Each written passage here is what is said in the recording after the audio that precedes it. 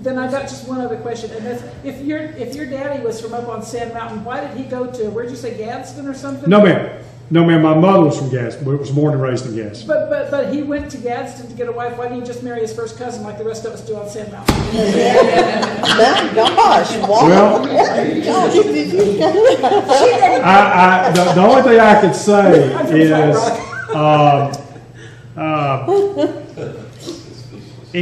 my mother's mother was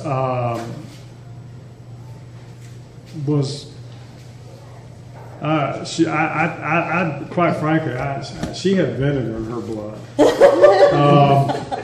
She was a gutsy lady. But my parents, both being from small town, for lack of better words, they instilled in me a mentality and an ethic of earn it and then get it. The problem is what you have now is you have a lot of people who they get all this debt and they have all this stuff, and it's nice stuff. The problem is they can't enjoy it because they're slaves to it. They have the nice car, the nice home, the nice clothes, and they can't be sick because they can't afford not to miss work, to not be able to get paid, to not be able to pay their bills. Now, to that extent, I want you folks to know I am not a hypocrite. Okay? I want you to know that I got dressed up in my absolute best to be here. Now, I want you, now by the same token, it's only fitting I let you know what my absolute best cost. The suit, which is a Joseph A. Banks suit, cost me $19.99. The shirt, which I think is a Joseph A. Banks shirt, as a matter of fact, $3.99. The belt, $2.99. The most expensive thing associated with this outfit was the alterations, which was $55. So, you know, my best to come up here and see you folks was just short of $100. Now, obviously, I think y'all can connect the dots to know that this stuff, this suit, the shirt, the belt, came from a thrift store. Good. Okay? Do it all the time. but the point that I'm trying to make is that the principles that I managed and did based on business are the same principles that I live my personal life, and the same principles that this foundation was founded upon. Let me be very clear. There's nothing wrong with if the state needs a desk to go buy it from the thrift store. There's nothing wrong with that whatsoever. There's nothing wrong that if the state needs to buy a bunch of ink cartridges, that it sees if it can get a better deal on eBay than it can anywhere else. There's nothing wrong with that. When I formed my first company, I want you to know, I went out and bought what I thought was the best desk in the world. It was a very big partner's desk. And I paid $100 for it. Now, years later, I had that desk refinished.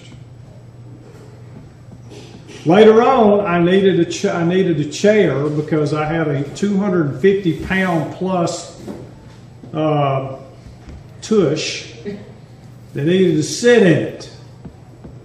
Well, luckily, a friend of mine said, I got the perfect chair, and he went and showed it to me. He said, now, if you like it, we got to take it. And I said, why? He said, because it's on loan to the lieutenant colonel. We took it.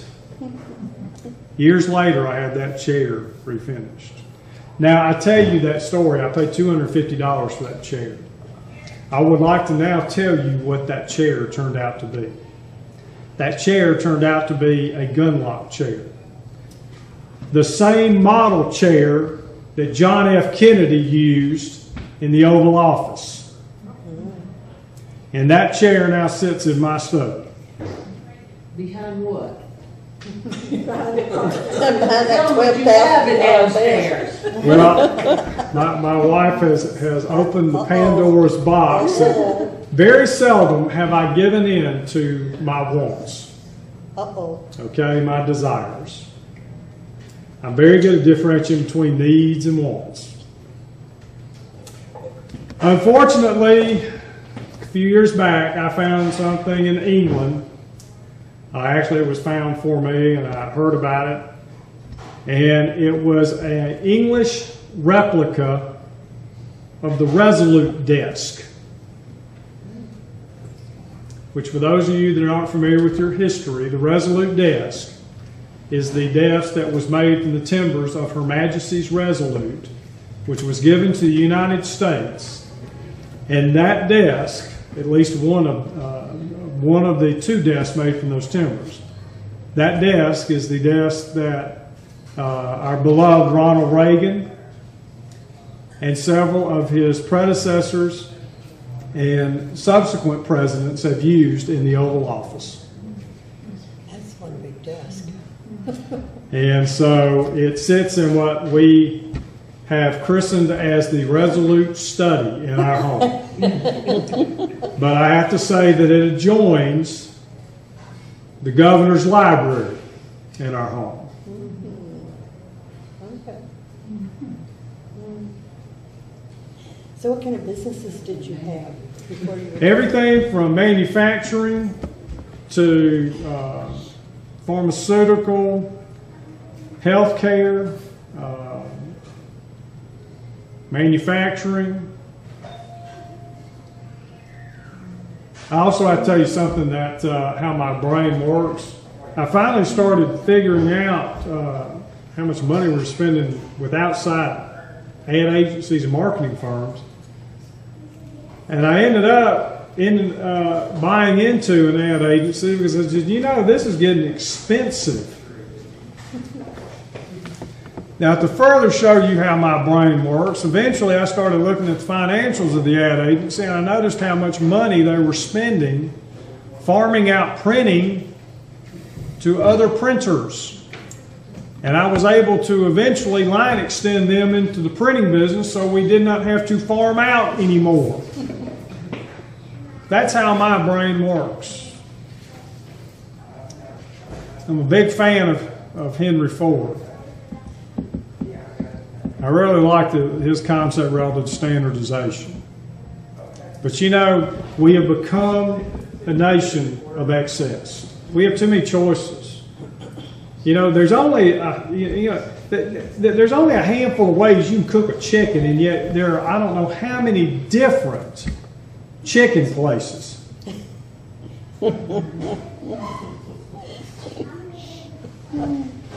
You know, cars. You know, a car is nothing but a thing to get you from A to B and back to A. And if you're lucky and you can afford it, you even do it comfortably with stereo and heating and air conditioning. Yet nowadays, everything is so much excess associated with cars. The various colors. Do you know that it is the sheer numbers of colors and options that made GM, Ford, Chrysler, all of these auto companies financially in trouble? Because of all the sheer options. Back when Henry Ford did that one car in black, everything was simple and standard. But you have no idea what it takes to, okay, we got to start painting the white cars.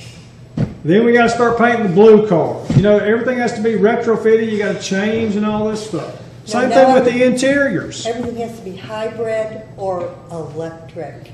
Well, you know, my thing is that if we buy something and we use it, you need to use it till it is dead. When you get a car, drive it till the wheels come off, then get another one.